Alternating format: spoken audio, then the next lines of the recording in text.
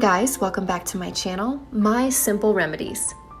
Do you have dark skin or pigmentation on your hands, feet, or legs?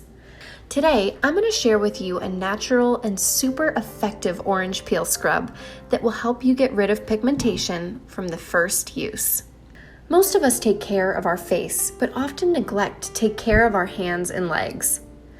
We all need to get into the habit of taking care of the skin on our bodies as often as we take care of the skin on our faces. So let's get started. Take some orange peel powder and some yogurt. Mix them together. Oranges, being rich in vitamin C, are great for the skin. So next time you eat oranges, don't just throw away the peel. Dry out the orange peels, blend them into a powder, and store them in a cool place. This way, it'll be ready to use anytime. Apply it to your hands and legs evenly. Keep scrubbing for about 15 minutes, very gently in circular motions. Oranges are an excellent source of vitamin C, and the peel too has amazing skincare benefits.